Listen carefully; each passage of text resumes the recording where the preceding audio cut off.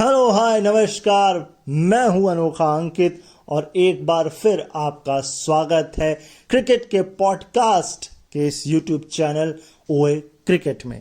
यहां सिर्फ क्रिकेट और सिर्फ क्रिकेट की बातचीत होती है। ये हमारा तीसरा एपिसोड है और इससे पहले 2 एपिसोड में एक में आपने बहुत प्यार दिखाया, दूसरे में आपने प्यार नहीं दिखाया। ये मेरी ही गलती हो सकती है, शायद मैं आपको अच्छे से सर्व नहीं कर पाया हूँगा कंटेंट। खैर, आज के एपिसोड में हम बातचीत करेंगे पहले कुछ खबरों की और उसके बाद बात करेंगे England versus West Indies first test match के फैक्ट्स के बारे में। और शो के दौरान आप एक नाम सुनेंगे जिसको मैंने गलत प्रोनाउंस कर दिया है। मैंने गस एकिंसन बोल दिया, वो एक्चुअल में गस एकिंसन है, उसके लिए मैं माफ़ी चाहूँगा। मैं अपने बारे में थोड़ा सा बता देता हूँ। जो पहली बार मुझे सुन रहे हैं यहाँ पर, मैं हूँ एक प्राउड विजुअल इम्पेयर्ड पर्सन, तो हमारी कुछ लिमिटेशंस हैं, इसीलिए आप केवल इस थंबनेल के साथ इस पॉडकास्ट को एंजॉय करेंगे। कोई भी वीडियो या इमेज स्लाइड शो आपको इस पॉडकास्ट इस यूट्यूब चैनल में नहीं मिलेगा।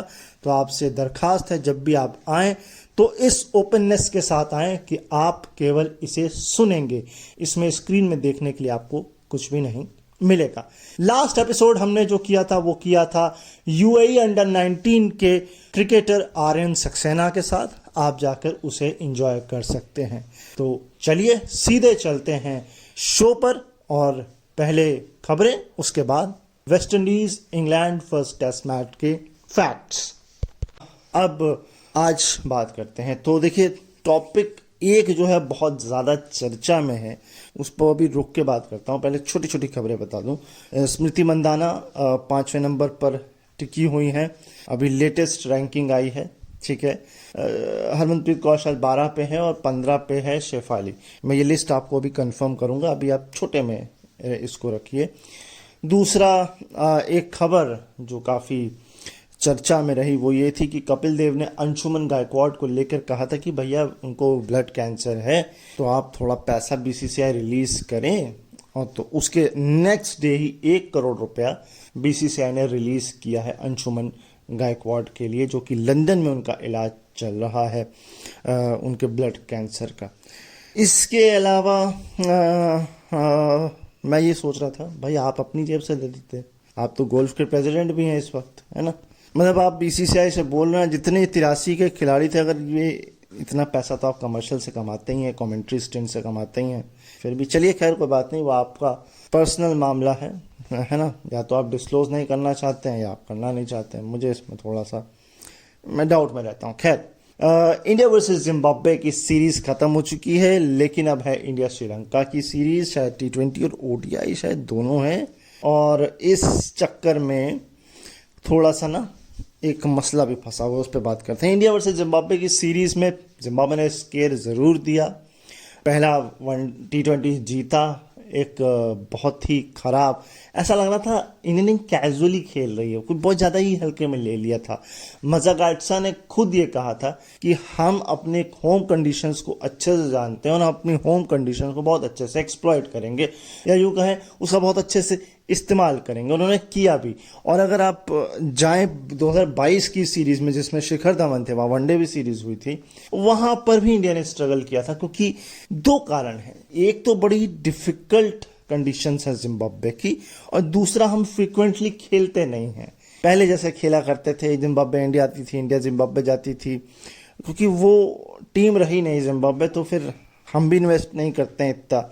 लेकिन हाँ, मदद के तौर पर थोड़ा सा रेवेन्यू को जनरेट हो जाए, इसलिए हम चले जाते हैं भाईचारे के तौर पर, है ना, गुडविल जेस्चर के तौर पर हम चले जाते हैं, है ना। तो ये एक मसला है। उसके बाद तो सीरीज़ में कुछ ऐसा खास हुआ नहीं, वो एक तरफा ही रही। हाँ, एक ये है कि एक स्कोर 150 प्लस भी बनाया जिम्बाब्वे ने। उसने पहले विकेट के लिए पार्टनरशिप भी बड़ी अच्छी करी। ये हाइलाइट्स हैं। इसके अलावा इंडिया की तरफ से ये है कि ठीक है, टीम ट्रैक पर आई, लेकिन बॉलिंग में वही स्केयर है। जो बॉलर नहीं चल रहे हैं वो चल रहे हैं, जो चल रहे हैं वो नहीं चल पा रहे हैं। तो हमें अपना बॉलिंग स्ट्रेंथ चेक करना पड़ेगा। बैटिंग ठीक है, हमारा कोई इशू नहीं है। वो बॉलिंग में मैं पहले भी बोल रहा हूँ, अभी भी आप इस सीरीज़ को देखकर आप खुद समझ सकते हैं कि बॉलिंग का सिनेरियो क्या है। हम कहाँ जाएंगे इन फ्यूचर, है ना। क्योंकि हमें देखिए बाहर आना पड़ेगा। जसप्रीत बुमराह, मोहम्मद शामी, सिराज, अर्शदीप तो अभी नए ही हैं भाई, मगर अर्शदीप का साथ देगा कौन, सवाल ये खड़ा हो जाता है अब, है ना। क्योंकि आपको जोड़ियों में बॉलिंग बनानी पड़ती है, बॉलर्स, है ना। अकेला तो कुछ नहीं कर सकता, चाहे स्पिनर हो, चाहे बैट्समैन हो, है ना, चाहे फास्ट बॉलर हो, जोड़ियां बनती हैं। अब देखते हैं अर्शदीप की जोड़ी किसके साथ फिट होती है जसप्रीत बुमराह के जाने के बाद। अभी उसमें टाइम है, फिर भी खैर वो भी अभी बहुत ज़्यादा उम्र के हैं नहीं, उनमें 4-5 साल का क्रिकेट बाकी है। बट फास्ट बॉलर और जिस तरह का वो जो एक इंजरी कब आ जाए अचानक से, वो एक स्केयर रहता है। एक चीज़ थी इस टूर्नामेंट में जो यशस्वी जायसवाल के साथ हुई कि एक गेंद में 13 रन, पहली गेंद 9 बॉल 7 रन, फिर एक छक्का। बट ये इतना बड़ा कोई फैक्ट नहीं था, इतना बड़ा कोई अचंबा नहीं था, लेकिन फिर भी हाँ ये हुआ था, इसको मैंने सुना था, जाना था। तो ओवरऑल मुझे इंडिया जिम्बाब्वे की सीरीज में कोई इंटरेस्ट था नहीं, लिटरली बताऊं, कोई इंटरेस्ट था नहीं। ऑस्ट्रेलिया न्यूजीलैंड से कोई खास खबर नहीं आ रही कि ऐसा हो कि बहुत तगड़ी कोई खबर आ रही हो। एक खबर है जो कि रिकी पॉन्टिंग को लेकर है कि दिल्ली डेयरडेविल्स ने या दिल्ली कैपिटल्स ने रिकी पॉन्टिंग से नाता तोड़ लिया है। 7 साल की कोचिंग स्टिंट, जो कोच थे वो दिल्ली डेयरडेविल्स के, उनसे वो उनको हटा लिया गया है। ये मैं पिछले 2 साल से बोल रहा हूँ कि भाई आप हटा लीजिए। ऐसा नहीं है कि रिकी पॉन्टिंग अच्छे कोच नहीं बन सकते हैं, प्रॉब्लम ये है कि वो कम्युनिकेट सही कर पा रहे हैं कि नहीं, टीम परफॉर्म नहीं कर पा रही है ढंग से। प्लेयर्स उन्होंने बना के दिए हैं थोड़े से, जिसमें से एक ऋषभ पंत बहुत बड़ा नाम है, उन्हीं के टेनओवर में निकला हुआ खिलाड़ी है ना, दिल्ली की तरफ से। तो हैं चीज़ें, लेकिन अब ठीक है, अब देखते हैं कौन, शायद सौरव गांगुली उस पोजीशन को भरेंगे, मुझे ऐसा फील होता है बहुत बहुत गहराई में। लेकिन उसके अलावा कोई है तो कोई है नहीं इसके अलावा कि जो रिकी पॉन्टिंग की जगह या सौरव गांगुली की जगह वहाँ पर ले सके। वो है फिर डिजास्टर, बहुत ही आश्चर्यजनक कोई कदम उठा ले दिल्ली कैपिटल्स। थोड़ा श्रीलंका में बात कर लेते हैं, क्योंकि एक तो बहुत बड़ी खबर है, और जैसे कि अंडर 19 के जो पूर्व कप्तान थे, उनको उनके घर के बाहर किसी ने गोली मार दी। 41 साल के थे वो फिलहाल, लेकिन वो अंडर 19 पूर्व में कप्तान रह चुके थे। शायद धामिका करके उनका नाम था, मैं नाम भूल रहा हूँ, निशोमा नहीं, मैं वो एक पुराने खिलाड़ी, रोशन नामा नाम याद आ रहा है उनका नाम याद करते हुए, लेकिन वो नहीं है। लेकिन एक अंडर 19 के क्रिकेटर्स हैं जिनको गोली मारी गई है, जिनकी डेथ हुई है। 41 साल के थे, अंडर 19 श्रीलंकन क्रिकेट टीम के अंडर 19 के पूर्व कप्तान और खिलाड़ी। ये एक खबर है। पाकिस्तान बांग्लादेश से कोई खास खबर है नहीं। इसके अलावा खबर ये है कि श्रीलंका से, जो कि अपकमिंग श्रीलंका सीरीज है, शायद रोहित शर्मा ने वनडे के लिए अपनी अवेलेबिलिटी बताई है। एंड सवाल सबसे बड़ा ये है कि गौतम गंभीर शायद हार्दिक पांड्या को T20 की कप्तानी नहीं देना चाहते हैं, और वो शायद सूर्य कुमार यादव को इस पोजीशन पर बिठाना चाहते हैं। ये बड़ी चर्चा है, आप इसको डीपली पढ़ें। मुझे ऐसा लगता है जो परफॉर्मेंस हार्दिक पांड्या ने वर्ल्ड कप में दिया, उसके बाद ये उनके साथ करना नाइंसाफी है। और दूसरी तरफ अगर ये कहें कि सूर्य कुमार यादव को कप्तानी देना, तो मैं इसके पक्ष में इसलिए नहीं हूँ कि आपके पास 2 कैंडिडेट हैं, इससे पहले भी, बल्कि 3 हैं इनसे, लेकिन एक को आप इसलिए डिनाई कर सकते हो क्योंकि उनका जो हालिया जिम्बाब्वे में परफॉर्मेंस है एज ए कप्तानी, एज ए बैटिंग तो छोड़ दीजिए, वो उतना प्रॉमिसिंग नहीं है, उनको और काम करना पड़ेगा। और अगर उनका गुजरात स्टिंट भी देखें तो वो अच्छा नहीं है। अब बात आती है ऋषभ पंत और जसप्रीत बुमराह की। हम जसप्रीत बुमराह को कप्तान बना सकते हैं, लेकिन क्या वो ये प्रेशर झेल पाएंगे? क्योंकि वो अभी सोलो अपनी बॉलिंग पर ध्यान दे रहे हैं, तो उन पर शायद अगर हम कप्तानी का बोझ डालते हैं तो फिर नुकसान जसप्रीत बुमराह की बॉलिंग को अगर उठाना पड़ेगा, तो फिर ये हम अफोर्ड नहीं कर सकते हैं। तो अगर गौतम गंभीर सूर्य कुमार यादव को बनाना चाहते हैं तो 2 ही कारण हैं जो मैंने समझे हैं। एक तो या तो उनका इंजरी हार्दिक पांड्या की, और दूसरा ऑफ द फील्ड आना और जाना, है ना, किसी भी कारण से, और तीसरा कि उन पर लोड नहीं देना चाहते हैं, हो सकता है क्योंकि वो बिना कप्तानी के परफॉर्मेंस अच्छा कर रहे हैं, और ये शायद उन्होंने नतीजा निकाला हो मुंबई इंडियंस की एज ए कप्तानी स्टिंट को देखते हैं। लेकिन अगर आप ये देख रहे हैं तो फिर आप उनका गुजरात का भी टर्नओवर देख लीजिए, जहाँ वो कप्तान थे, उन्होंने टीम को पहली बार जिताया। तो ये कुछ ना कुछ तो खिचड़ी पक रही है कि सूर्य कुमार या हार्दिक पांड्या। तीसरा नाम अभी इसमें लिस्ट में नहीं है और डालना भी नहीं चाहिए। अगर डालना चाहिए तो फिर ऋषभ पंत, मगर फिर वही बात है, बहुत ही फैशनेबल तरीके से ऋषभ पंत खेलते हैं तो उनकी कप्तानी में भी वो फैशन नज़र आएगा। अब वो फैशन कहीं डिजास्टर ना बने इंडिया के लिए, ये एक सवाल है। तो इसलिए कहानी अटक जाती है सूर्य कुमार और हार्दिक पांड्या के बीच में, जिसे गौतम गंभीर ही और बीसीसीआई ही सॉल्व करेंगे। इसके अलावा तो कोई खबर रह नहीं गई। मुझे नहीं लगता कि एक खबर रह गई है, वो काउंटी चैंपियनशिप से आ रही है, बल्कि काउंटी चैंपियनशिप से भी नहीं, वो आ रही है आपकी T20 ब्लास्ट से। मोइन अली का बल्ला बड़ा शांत था काफ़ी, और इस T20 वर्ल्ड कप में भी शांत था, तो भाई उन पर बड़े सवाल उठ रहे थे और मैंने खुद पिछले से पिछले एपिसोड में सवाल उठाए थे। तो उन्होंने इन सवालों का जवाब अपने लेटेस्ट T20 ब्लास्ट के मैच में दिया। भाई साहब 3 छक्के उन्होंने बैक टू बैक मारे हैं, 28 गेंद में 50 मारी है, टीम को एक अच्छी मजबूत पोजीशन पे पहुंचाया है। मैच का रिजल्ट मैंने नहीं सुना, लिटरली नहीं सुना, मैंने मैच जरूर सुना, मोइन अली की इनिंग सुनी, उनकी इनिंग को मैंने देखा, समित पटेल को भी उन्होंने मारा। तो कहीं ना कहीं जो है फॉर्म में मोइन अली वापस आए हैं, खासकर T20 के स्टिंट के लिए, तो ये देखकर थोड़ा अच्छा लगा। फैक्ट्स को थोड़ा सा पुश करते हैं। ऐसा नहीं है कि फैक्ट्स नहीं मेरे पास, फैक्ट्स तो इतने हैं कि बाकायदा एक एपिसोड कम पड़ जाएगा उसके लिए। लेकिन पहले थोड़ा आपको एक खबर मैंने बताई थी शुरू में, इंडियन वुमेन्स की जो T20 की रैंकिंग है उसके बारे में, तो उसको थोड़ा डिटेल में डिस्कस कर लेते हैं। और उसको भी डिस्कस करने से पहले एक बहुत बड़ी खबर है। खबर यह है कि इंडिया हो सकता है पाकिस्तान ना जाए। अब ये 90% श्योरिटी है कि वो ना जाए। कल मैं सुन रहा था, कई लोग इस पर बहुत कुछ बोल रहे थे, मैं उन सब बातों को सारा दरकिनार कर देता हूँ, मैं अपनी बात करता हूँ। सर, क्रिकेट और पॉलिटिक्स मिक्स मत करिए। दूसरा पॉइंट, पाकिस्तान जब यहाँ आ सकती है तो इंडिया भी जा सकती है, और वो 2 बार नहीं 2 बार आ चुके हैं यहाँ पर, 2016 के वर्ल्ड कप के लिए भी और आपके 2023 के वर्ल्ड कप के लिए भी, और आप उनके साथ ऑलरेडी एशिया कप में ये कर चुके हैं और अब आप चैंपियंस ट्रॉफी में करें। एशिया कप आईसीसी का टूर्नामेंट नहीं है, लेकिन चैंपियंस ट्रॉफी आईसीसी का टूर्नामेंट है। बाकी बहुत से लोग बहुत सी बातें करेंगे, करते रहिए, मुझे उससे फ़र्क नहीं पड़ता, लेकिन मैं बहुत कट टू क्लियर हूँ, क्रिकेट एंड पॉलिटिक्स एक साथ नहीं चल सकते और ना ही चलने चाहिए। खत्म हो गई, इससे ज़्यादा मुझे इस पर टॉपिक पर बात नहीं करनी है। आईसीसी T20 वुमेन्स की रैंकिंग में शेफाली वर्मा ने अपनी 2 पायदान की छलांग लगाकर वो 15वें नंबर पर आ गई हैं, और वो डैनी वाइट और एमेलिया कर, डैनी वाइट इंग्लैंड की, एमेलिया कर न्यूजीलैंड की, उनके साथ जॉइंट 15वें नंबर पर हैं। हरमनप्रीत कौर 613 पॉइंट रेटिंग्स हैं उनके पास, और उन्होंने 3 पायदान की छलांग लगाई है, वो 12वें नंबर पर आ गई हैं।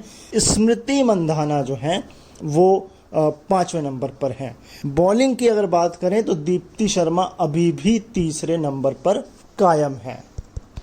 इसके अलावा राधा यादव ने 8 पायदान की छलांग लगाई है, 15वें पोजीशन पर आ गई हैं। पूजा वस्त्राकर ने 6 पायदान की छलांग लगाई है, 23 पर आ गई हैं, और श्रियंका पाटिल ने 9 पायदान की छलांग लगाई है, वो 60वें नंबर पर आ चुकी हैं।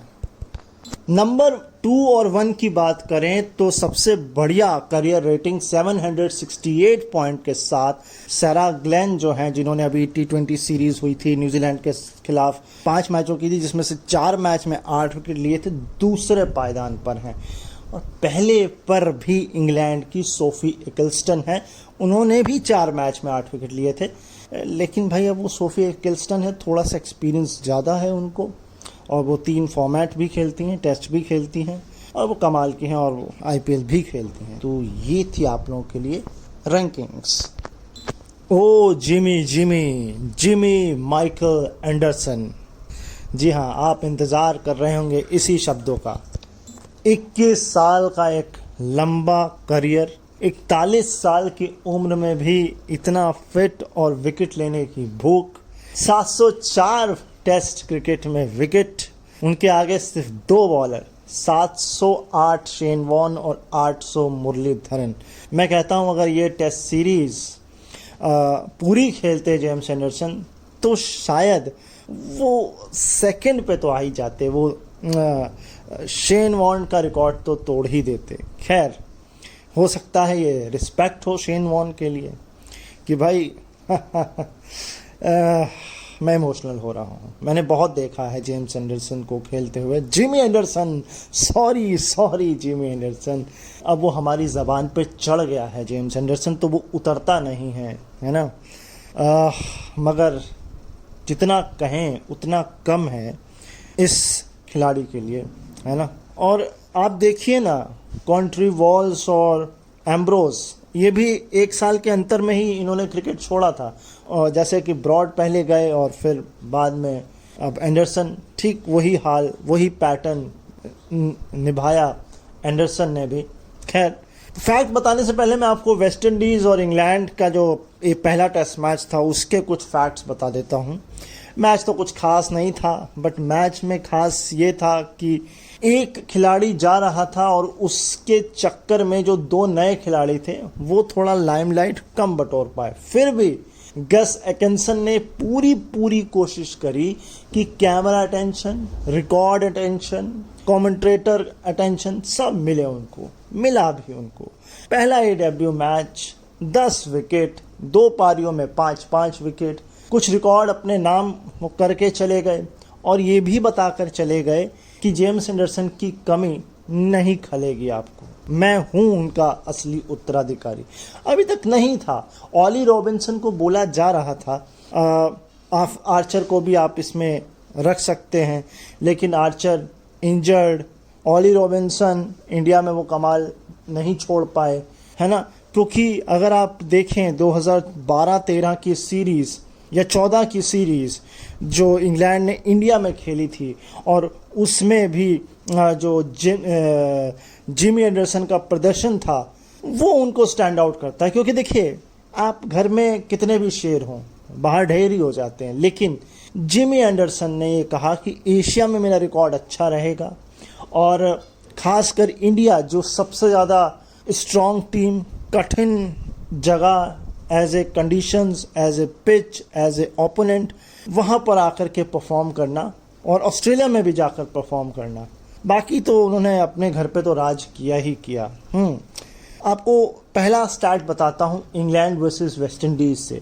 एक नया स्पॉन्सर आया, ये मुझे बड़ा हैरानी हुई सुन के। मैंने बड़े इसको उतावलेपन से सुना कि पहली बार नए स्पॉन्सर ने जो स्टंप लगाए थे इंग्लैंड वेस्ट इंडीज़ में, वो लकड़ी के थे स्टंप्स, यानी कि वुडन स्टंप्स और बेल्स थे। अभी तक क्या हो रहा था, पिछले कुछ समय से प्लास्टिक के स्टंप्स लगाए जा रहे थे, वो वुडन के स्टंप्स नहीं थे। लेकिन ये जो है नए स्पॉन्सर ने किया, ब्लैक कलर की बेल्स, वाइट कलर के स्टंप्स, एंड उनको ऑफर किया था ईसीबी ने कि भैया आप ब्लैक कलर के स्टंप ले लीजिए, बट वो प्लास्टिक के होंगे। तो जो स्पॉन्सर है उसने मना कर दिया, नहीं हम वुडन के जो हैं वो लगाएंगे। नेक्स्ट फैक्ट जो आता है वो सेंट कीट्स से आता है। एक्चुअल में सेंट कीट्स से किसी खिलाड़ी जो पहले खिलाड़ी बने हैं वेस्ट इंडीज़ की तरफ से, जी हाँ, जो ओपनिंग कर रहे थे। सोचिए, शिवनारायण चंद्रपॉल के बेटे तेज नारायण चंद्रपॉल को टीम से बाहर निकाला गया, है ना। उनका बल्ला ठीक था, शुरू में अच्छा था, पर धीरे से वो 1-2 सीरीज़ नहीं उनकी चली, 1-2 इनिंग्स नहीं चली। एक नए लुइस नाम के खिलाड़ी को वो लाए, सेंट कीट्स से लाए। सेंट कीट्स की जो ग्राउंड की, पहले मैं आपको एक खासियत बताता हूँ। सेंट कीट्स का जो ग्राउंड है वो बेसिकली उसकी जो दो एंड्स होते हैं ना, एक तरफ से बॉलिंग होती है, एक तरफ से बैटिंग होती है, फिर वो स्विच होते हैं। तो जो उसका एक एंड है वो बेसिकली सेंट कीट्स की जेल की दीवार को वाइट वॉश किया गया है, उसमें खिड़की नहीं है। तो ये मुझे सुन के बड़ा अचंबा लगा। अच्छा, सेंट कीट से पहले खेलने वाले ये वेस्ट इंडीज़ है, लेकिन सेंट कीट से एक खिलाड़ी और खेले थे, जोए बेंजामिन, 1994 में। लेकिन कमाल की बात देखिए, वो वेस्ट इंडीज़ से नहीं खेले थे, वो खेले थे इंग्लैंड से। तो वेस्ट इंडीज़ से सेंट कीट से खेलने वाले पहले खिलाड़ी लुइस बने हैं वेस्ट इंडीज की तरफ से। तो ये अपने आप में एक कमाल है। चलिए आगे चलते हैं। आप अगर ये भी सोचें कि जोए बेंजामिन ने कितना क्रिकेट खेला इंग्लैंड की तरफ से, तो जो रिकॉर्ड मैंने सुना था, मैं गलत भी हो सकता हूँ, एक टेस्ट मैच उनको मात्र खिलाया गया और वो उन्होंने इंग्लैंड की तरफ से खेला था। अभी 3 साल पहले उनकी डेथ हुई है। तो लेट जोए बेंजामिन। और अगर मैं लुइस की बात करूं जो भी रिसेंटली इंट्रोड्यूस हुए हैं, तो दरअसल ये लेग स्पिनर थे अंडर 19 वेस्ट इंडीज़ की तरफ से। फिर इनके कोच ने इनको समझाया कि भैया आप अपने थोड़ा बैटिंग पर ध्यान दीजिए, बॉलिंग को छोड़ दीजिए। यही अगर आप आर्यन सक्सेना का भी देखेंगे तो जो जिनका इंटरव्यू हमने लास्ट एपिसोड में किया, वो स्पिनर थे और वो स्पिन से बैट्समैन बने। वन डाउन आता है, ओपन में उनको शायद पसंद है वन डाउन। तो ये सेम कहानी लुइस के साथ है। वो स्पिनर थे, लेग स्पिनर थे, और उनको कोच ने हिदायत दी कि आप बैटिंग करिए, रन वन बनाइए, आपका सिलेक्शन। और सबसे कमाल की बात है, जो उन्होंने बॉल फेस की पहली एंडरसन की, वो बिल्कुल आवाज़ एग्जैक्ट बल्ले के बीचों बीच साउंड करी थी। बहुत प्यारा साउंड था वो। और चौका भी शायद मारा था, एंडरसन को चौका मारा था, वो भी एज ए डेब्यू प्लेयर। तो देखिए करियर कितना ब्राइट है ये डिपेंड करेगा उनके परफॉर्मेंस पर, और दूसरा बोर्ड पर, और तीसरा उनके खुद के इंटरेस्ट पर। क्योंकि वेस्ट इंडीज़ खिलाड़ी तो अच्छे प्रोड्यूस कर रहा है, लेकिन वो थोड़े समय के बाद वो T20 में स्विच हो जाते हैं, और फिर T20 में स्विच होने के बाद वो गायब हो जाते हैं टीम से, और फिर वो फर्स्ट फ्रेंचाइज लीग खेलते रहते हैं। तो ये एक मसला वेस्ट इंडीज़ के साथ है। तो लुइस के लिए हम यही कहेंगे कि भैया देखिए, आपके सामने है एक लेजेंड खिलाड़ी के बेटे ने 2-3 इनिंग अच्छी नहीं खेली और उनको टीम से बाहर होना पड़ा। तो आपको अपना जमाना पड़ेगा, जो है वो दम लगाना पड़ेगा। अच्छा, अगला फैक्ट जो है ये मैं आपको बता रहा हूँ, पहले 2 ओवर के दरमियान का फैक्ट है ये, कि जेम्स एंडरसन ने अपने टेस्ट क्रिकेट के इतिहास में 1722, जी हाँ 1722 मेडन्स फेंके हैं। कमाल है, इतने मेडन। और मैं सुन रहा था एक खिलाड़ी थे इंग्लैंड की तरफ से, उन्होंने अपने टेस्ट 44 टेस्ट मैच के करियर में इससे ज़्यादा या इतने जो हैं वो ओवर फेंके हैं। तो जितने ओवर एक पूरे एंटायर करियर में 44 टेस्ट मैच में एक खिलाड़ी ने फेंके, उतने तो मेडन ओवर जेम्स एंडरसन ने फेंक दिए। इससे भी कमाल की बात देखिए कि जब आप उम्र की ढलान पर होते हैं तो आपका इकोनॉमी रेट धीरे धीरे डाउन होने लगता है। मतलब आपका इकोनॉमी रेट ऊपर होने लगता है, मतलब आप 4, 5, 6 ऊपर चले जाते हैं, क्योंकि आपकी फिटनेस आपका साथ नहीं देती है। दूसरा, आप में वो शार्पनेस नहीं रह जाती है। लेकिन जिमी एंडरसन के साथ कहानी उल्टी है। दरअसल जब वो 27 साल की उम्र तक थे, तब उनकी इकोनॉमी टेस्ट मैच में थी 3.4। 28 से 32 के बीच उनकी इकोनॉमी हो गई 2.8, और 33 साल के बाद उनकी इकोनॉमी, यानी कि till the age of 33, economy हो गई 2.4 की economy. As a test player ये कमाल है, एज ए फास्ट प्लेयर ये कमाल है, एज ए एज ये कमाल है। नेक्स्ट, वेस्ट इंडीज का ढलान कहें या हम वेस्ट इंडीज के ओपनर की थोड़ी चर्चा करें, या वेस्ट इंडीज के ओपनर के विस्फोट की चर्चा करें, ये तीनों ही बातें आपको समझ में आएंगी। दरअसल लुइस तीसरे खिलाड़ी बने हैं एज ए ओपनर छक्का मारने वाले टेस्ट क्रिकेट में।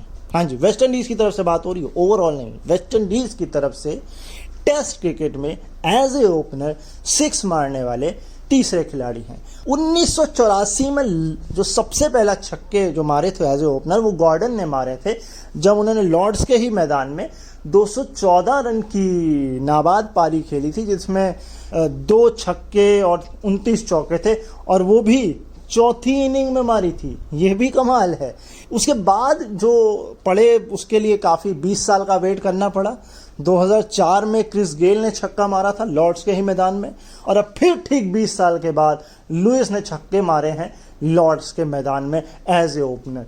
तो 3 बातें हो गई एक तो ओपनर मिलते नहीं है जल्दी, है ना, और गेल और मिलते हैं तो फिर वही कहानी आ जाती है कि शिफ्ट हो जाते हैं T20 की तरफ, और अगर नहीं शिफ्ट होते हैं तो फिर गायब हो जाते हैं। तो बड़ा मसला है वेस्ट इंडीज़ के साथ। दुख होता है देख करके कि एक ऐसी टीम जिसने 2 वर्ल्ड कप जीते हों, सर विविड रिचर्ड्स जैसे, ब्रायन लारा जैसे खिलाड़ी दिए हों, और वो एक बार क्वालिफायर से बाहर हो जाए और एक बार वो क्वालिफाई ना कर पाए, 2 बार का वो वर्ल्ड टेस्ट T20 चैंपियन, 2 बार का वो ODI चैंपियन, ये दुख लगता है। आगे चलते हैं।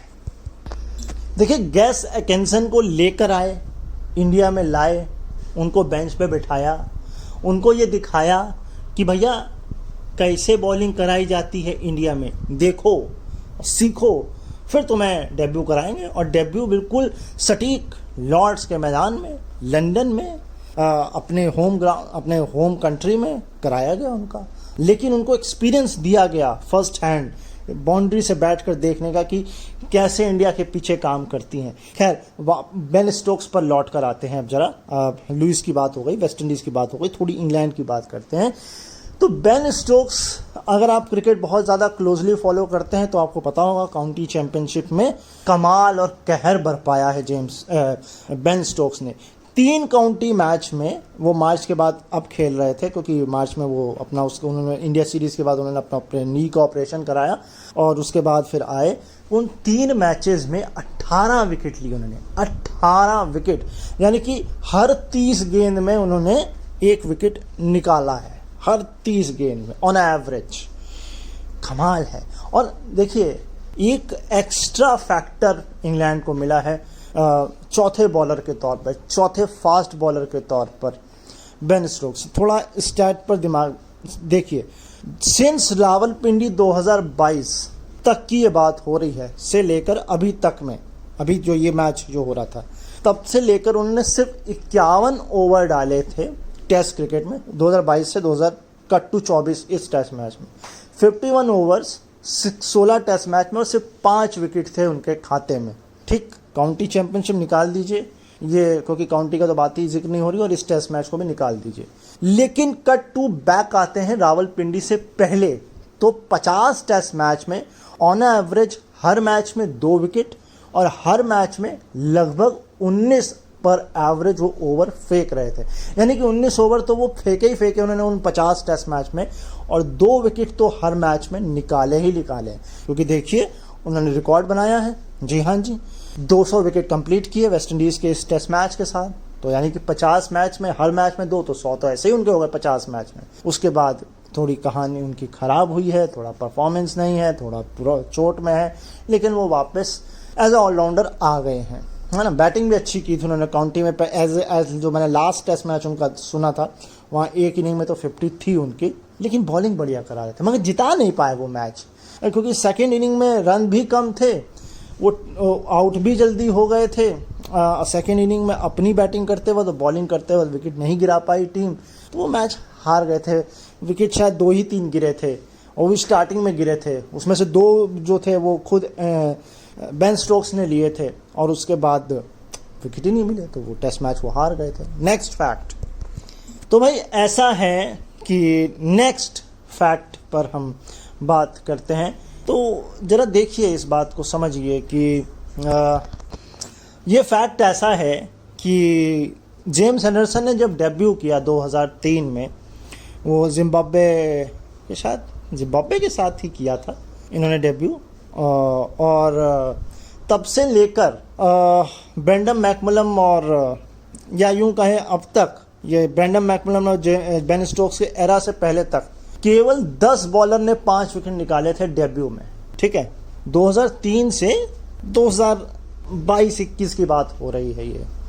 लेकिन जब से ब्रेंडन मैकमलम और बेन स्टोक्स का रेजीम आया, कप्तान और कोच का ये कॉम्बिनेशन, जिसने बैस बॉल कर करके ना जाने कितने टीमों के कान में दर्द कर दिया। खैर, इस रेजीम में 5 बॉलर ने डेब्यू में 5 विकेट लिए हैं। कितना बड़ा अंतर है।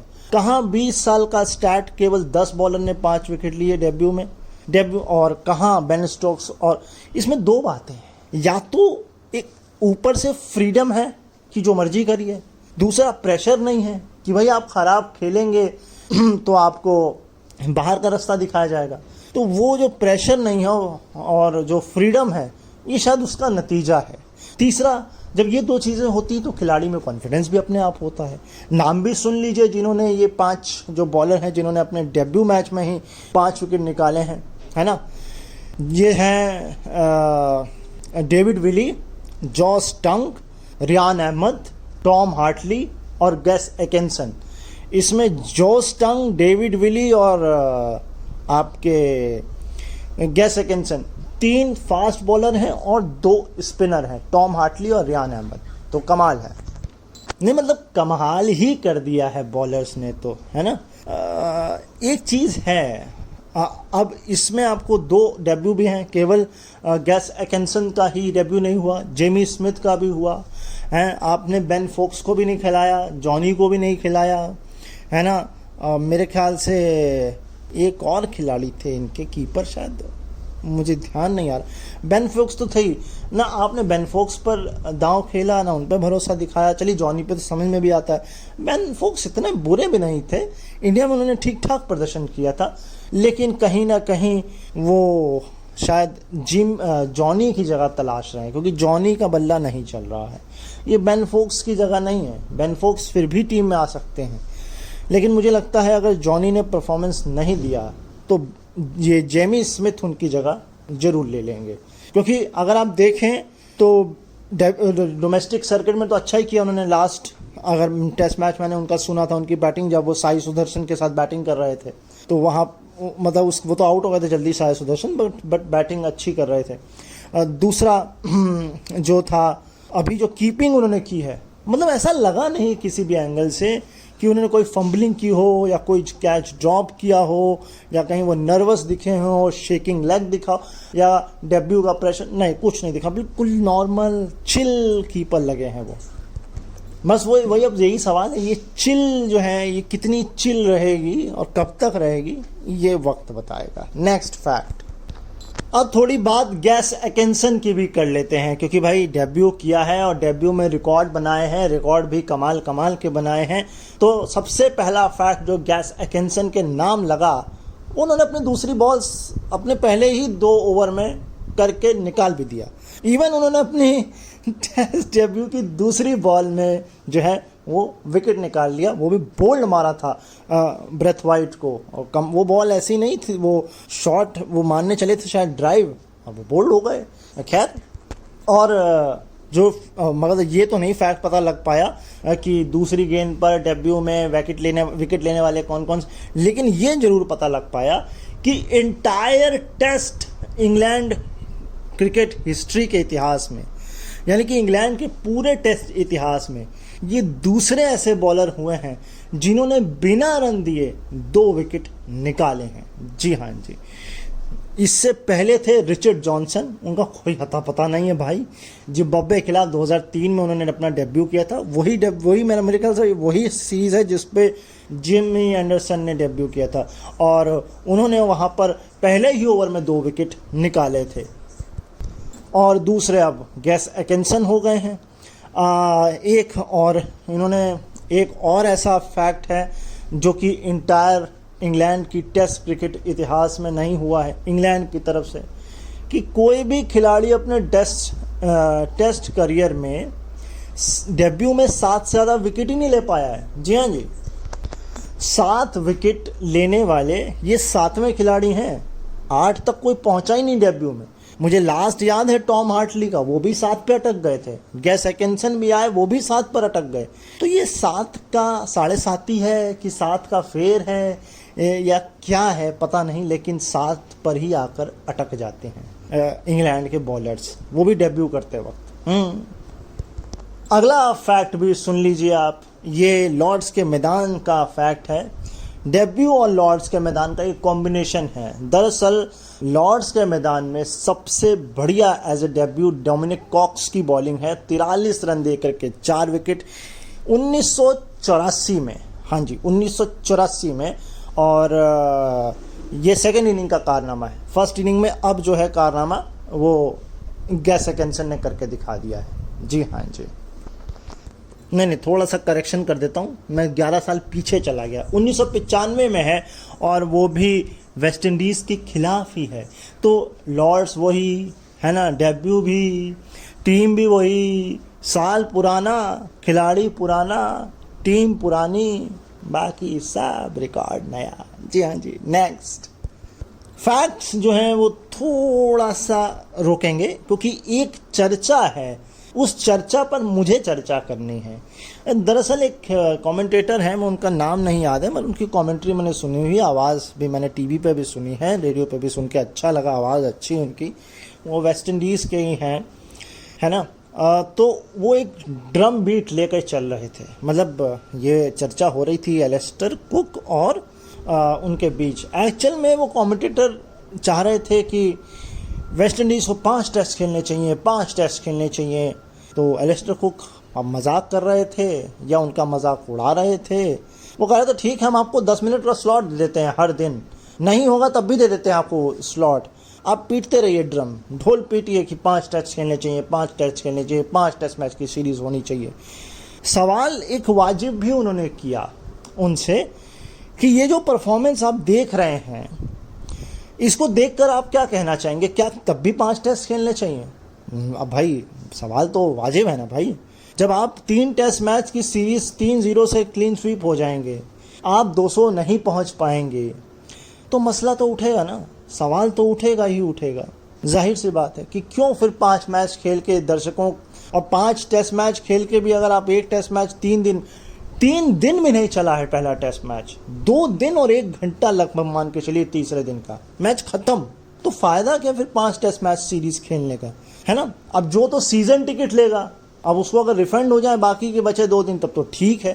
अगर वो डेली लेता है और उसको ये, अगर वो 3-0 हो गया तो बाकी के 2 टेस्ट मैच देखने कौन आएगा, कौन स्पॉन्सर अपना पैसा लगाएगा, कौन जो है टीवी जो है अपने राइट्स देगा। तो ये बहुत सारे मसले हैं। पहले वेस्ट इंडीज़ को चाहिए कि वो जो है अपने टेस्ट क्रिकेट को सुधारे, कम से कम 5 टेस्ट मैच खेलने से पहले वो जितने टेस्ट मैच खेल रहा है 3-2, उसको कम से कम 5 दिन का टेस्ट मैच बनाए। मैं कहता हूँ आप न्यूजीलैंड से सीखिए। न्यूजीलैंड एक दौर में 300-350, वो तब भी 300-350 से कभी नीचे नहीं आते थे। तो आप कम से कम वो लेवल तो लाइए कि आप 250 से 285, 290 तक का तो स्कोर लेके जाएं, कुछ तो फाइट बैक करें, तब समझ में आता है। खैर, वर्ल्ड टेस्ट चैंपियनशिप का सर्किल चल रहा है 23 से 25 के बीच में। किस टीमों ने कितने मैच अभी तक खेल लिए हैं, आप इसको भी जरा समझ लीजिए। इंडिया अभी तक 9 टेस्ट मैच खेल चुका है। मैंने आपको पिछले एपिसोड में बताया था 5 टेस्ट मैच वो अभी खेलेगा ऑस्ट्रेलिया के साथ, ठीक, और इसके पहले वो खेलेगा न्यूजीलैंड के साथ 2 टेस्ट मैच खेलेगा, नहीं 3 टेस्ट मैच, और 2 टेस्ट मैच वो खेलेगा बांग्लादेश के साथ। तो 5 ये हो गए, 5 सीधे 10। फिर वो वर्ल्ड चैंपियनशिप से ठीक पहले 5 टेस्ट मैच, शायद अगर मैं गलत नहीं हूँ तो वो 25 का सर्किल अगर नहीं है तो 5 टेस्ट मैच इंग्लैंड के साथ इंग्लैंड में खेलेगा। अब 9 टेस्ट मैच अभी तक खेल चुका है इंडिया, 12 खेल चुका है ऑस्ट्रेलिया 12 खेल चुका है। इंग्लैंड ने ये जो वेस्ट इंडीज़ के साथ खेला, ये 11वां टेस्ट मैच था, यानी कि इससे पहले वो 10 खेल चुका है। सेकंड नहीं, पहले टेस्ट मैच की बात हो रही है। 5 वेस्ट इंडीज़ ने इससे पहले वाले में खेले हैं, या इसको जोड़ के कह लीजिए, जोड़ के नहीं मेरे ख्याल से इससे पहले का है। और 6 न्यूजीलैंड खेल चुका है, 5 पाकिस्तान खेल चुका है, 4 खेले हैं साउथ अफ्रीका, श्रीलंका और बांग्लादेश ने। तो देखा जाए तो जो जिस पर चर्चा है, जिस पर जोर है, वो यही है कि टॉप की 3 कंट्रीज़ जो हैं वो सबसे ज़्यादा क्रिकेट खेलती हैं, सबसे ज़्यादा टेस्ट मैच खेलती हैं, सबसे ज़्यादा रेवेन्यू शेयर करती हैं, मतलब मिलता है, और सबसे ज़्यादा वो आईसीसी को देती हैं। तो वो है ऑस्ट्रेलिया, इंग्लैंड और इंडिया, और आप ये देख रहे हैं। तो अगर चलिए ठीक है, इंडिया वेस्ट इंडीज़ नहीं हो सकता, इंडिया श्रीलंका बांग्लादेश नहीं हो सकता टेस्ट मैच, तो भाई श्रीलंका बांग्लादेश तो हो सकता है, कि वो भी नहीं हो सकता है? वेस्ट इंडीज़ बांग्लादेश हो सकता है। चलिए मैं कहता हूँ ये भी नहीं हो सकता है, तो फिर आप खिलाइए आयरलैंड अफगानिस्तान, खिलाइए अफगानिस्तान वेस्ट इंडीज़ खिला दीजिए, है ना। तो अफगानिस्तान तो टेस्ट नेशन कंट्री है, खिला दीजिए, वहाँ 5 मैच करा दीजिए। कम से कम बराबर तो आए, बराबर के मैच तो होए। अब मुझे डाउट है कहीं वेस्ट इंडीज अफगानिस्तान से ना हार जाए टेस्ट मैच। खैर कोई बात नहीं, मैं आपको फैक्ट एक और बता देता हूं। अब फैक्ट पे वापस आ जाते हैं। तो गैस एकिंसन 7वें बॉलर और जो है इंग्लैंड की तरफ से और 19वें बॉलर ओवरऑल बन गए हैं टेस्ट डेब्यू में 10 विकेट लेने वाले, यानी 10 विकेट पूरे इंटायर टेस्ट मैच में लेने वाले। अगर मैं आपको थोड़ा सा और इसको ब्रेक डाउन करूं तो बेसिकली लास्ट जो बॉलर थे जिन्होंने डेब्यू में 10 विकेट लिए थे वो रियान अबरार अहमद थे और वो पाकिस्तान के थे जिन्होंने इंग्लैंड के खिलाफ रावलपिंडी में 2022 में ये कारनामा किया था। लास्ट फास्ट बॉलर जो ये काम करने वाले थे वो पाकिस्तान के थे, कोई मोहम्मद थे। उनका करियर ज़्यादा चला नहीं क्योंकि चोटें उसके बाद काफ़ी उनको लगी और काफ़ी उनको सेटबैक्स झेलने पड़े। पूरा नाम मुझे याद नहीं हो पाया, ढूंढिएगा। सन 1996 का न्यूजीलैंड टेस्ट खोज लीजिएगा, आपको मिल जाएगा। वहाँ जाके उन्होंने 10 विकेट लिए थे एज ए फास्ट बॉलर, है ना। ये कहानी है। और इंग्लैंड की तरफ से लास्ट जिसने दोनों ही इनिंग में 5-5 यानी कि 5 हॉल लिया था, टोटल 10 का नहीं कारनामा है, 5-5 का है।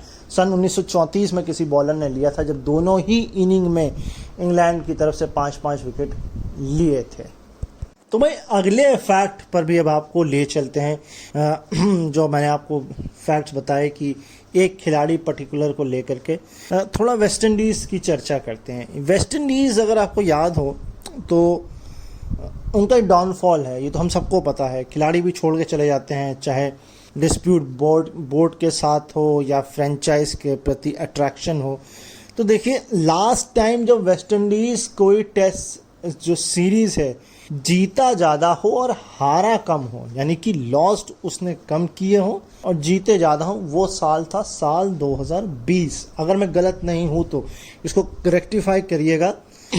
20 है कि 22 है, मुझे सुनने में थोड़ा सा कन्फ्यूजन है, लेकिन फिर भी मैं 90% श्योर हूँ कि ये 2020 है। और तब वो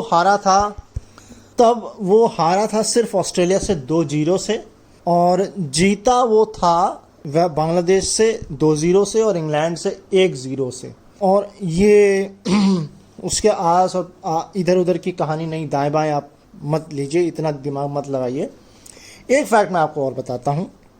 1969 से लेकर के 1969 के बाद था शायद जब पहली बार वेस्ट इंडीज़ इंग्लैंड में हारी थी, वो साल 2000 था अगर मैं गलत नहीं हूँ तो। वैसे मैं एक जगह, ये डिस्प्यूट है, एक जगह मुझे वो शायद 84 या 94 दिखा था, लेकिन फिर भी कहते यही हैं कि जो लास्ट टाइम इंग्लैंड में अगर वेस्ट इंडीज़ हारा था वो साल 2000 था जब पहली बार वो हारा था, और उससे पहले शायद 1969 में हारा था इंग्लैंड में। तो वो डोमिनेंट पीरियड था 69 टू लेकर के मोटा 90 तक का। अच्छा, अब मैं आपको और इनका प्रोग्रेशन डाउन बताता हूँ। देखिए टेस्ट मैच में बेसबॉल तो इंग्लैंड ने शुरू किया अभी, लेकिन अगर वेस्ट इंडीज़ की बात करें एज ए रन रेट तो बड़ा ख़राब है। अगर साल 2000 के आसपास की बात करूं तो 9 टीमों में 8वें नंबर पर थी वेस्ट इंडीज़ रन बनाने के मामले में, जो रन रेट होता है, रन पर ओवर्स होता है, उसके मामले में। साल 2010 में ये 12 टीमों में 9 पे आ गए, यानी कि 12 टोटल टीमें थी 2010 में और ये 9 पर आ गए। और 2012 के बाद तो कहानी ये कहती है कि 12 टीमों में ये सबसे नीचे पायदान पर है रन बनाने के मामले में, रन रेट बनाने के मामले में।